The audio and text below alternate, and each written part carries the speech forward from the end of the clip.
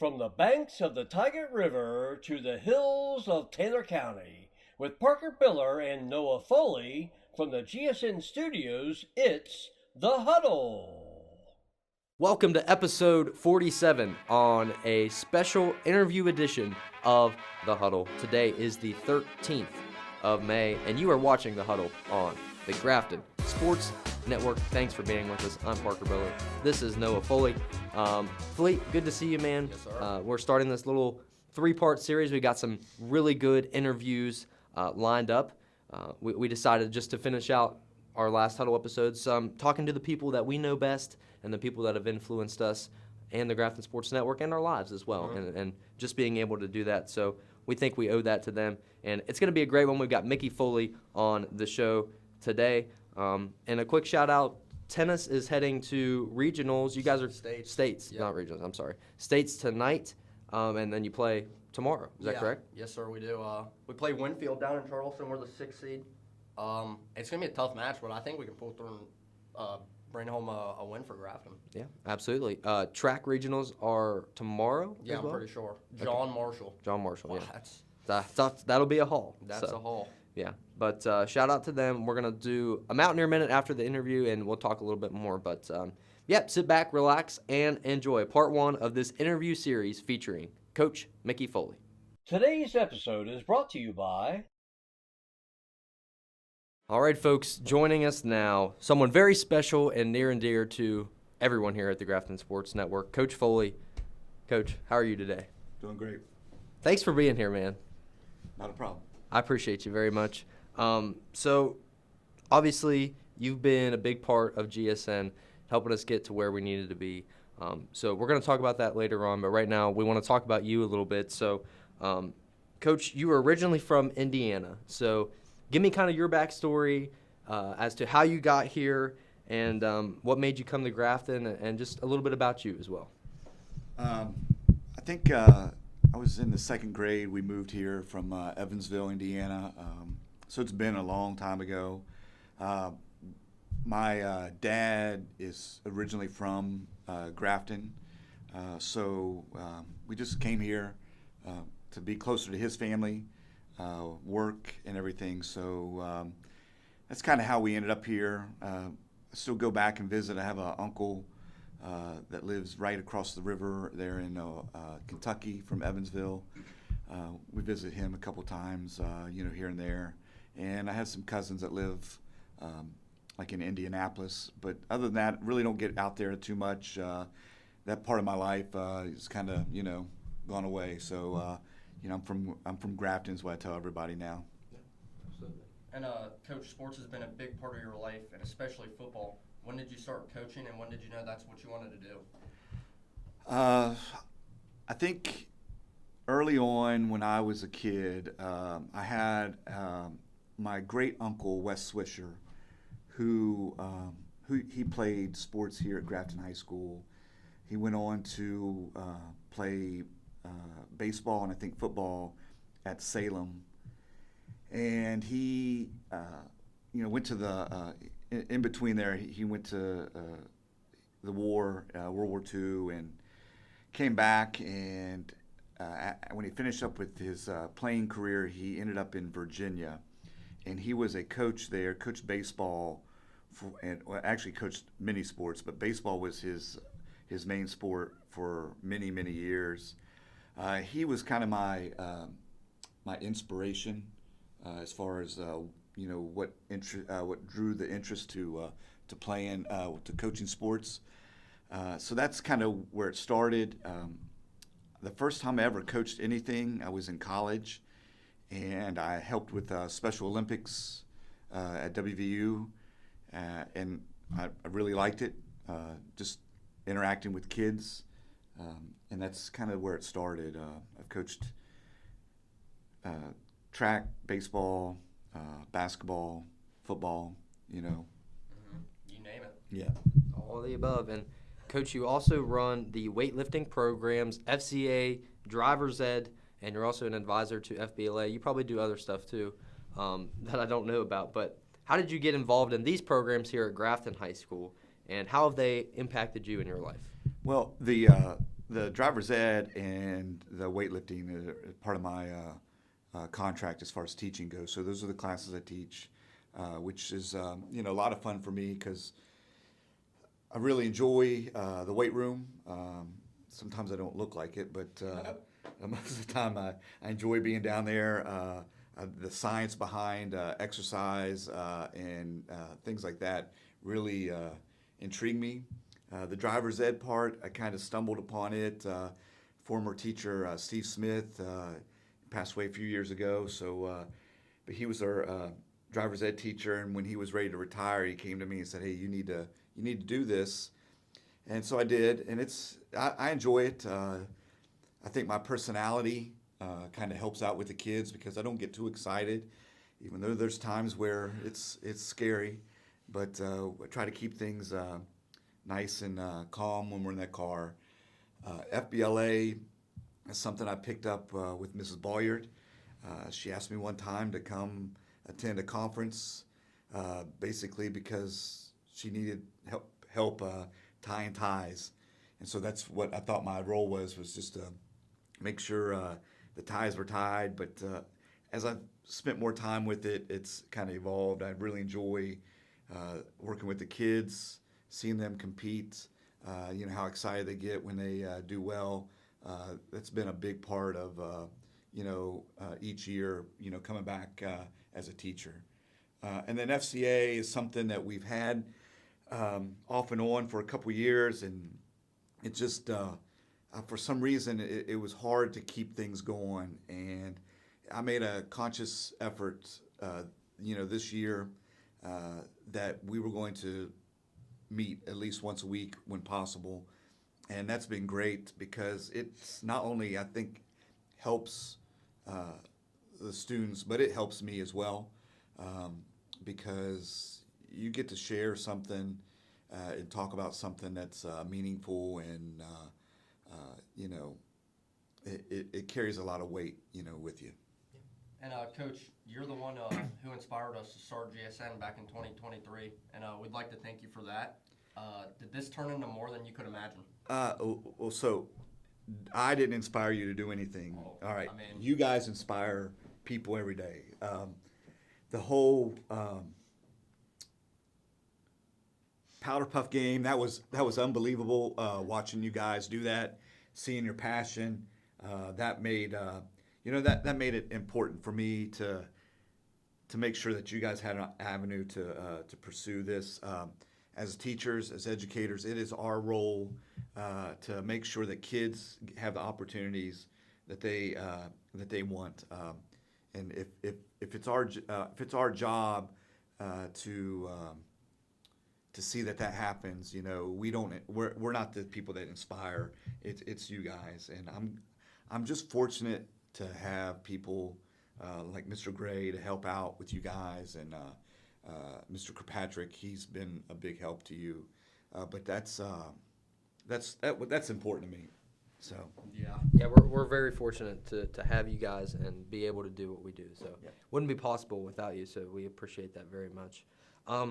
Question: what would you say to the younger classmen coming up who maybe are in a similar situation to us, who maybe want to try something new like GSN? What advice would you give them, and what would you tell them coming into high school? The biggest thing is just find something you love to do. Reach out to people, because the hardest part for especially young kids is just ask the question is, what do I need to do?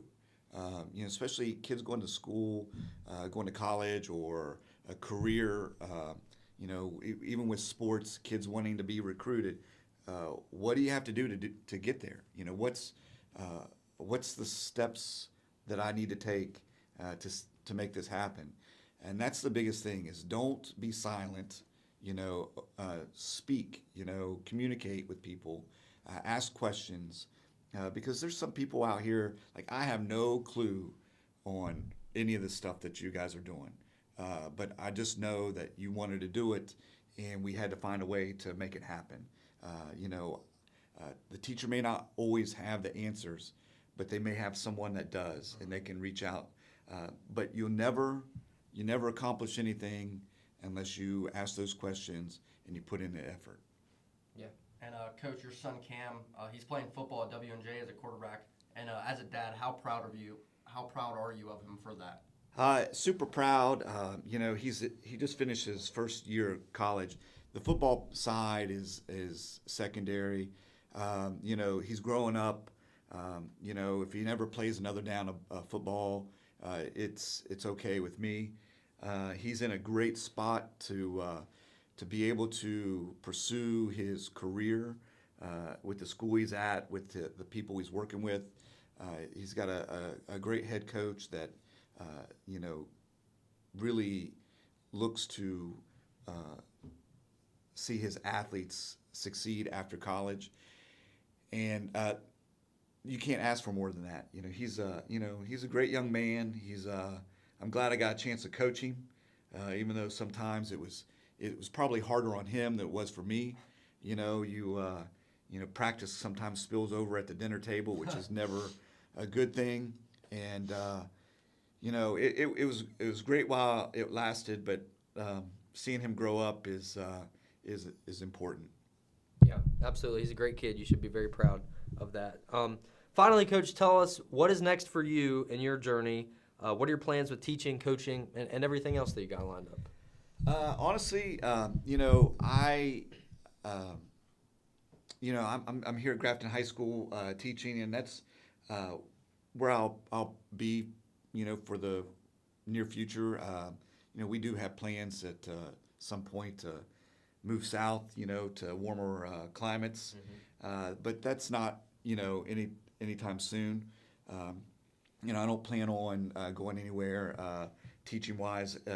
Right now, coaching. I am, coaching at another school, which is probably the best thing for me to do.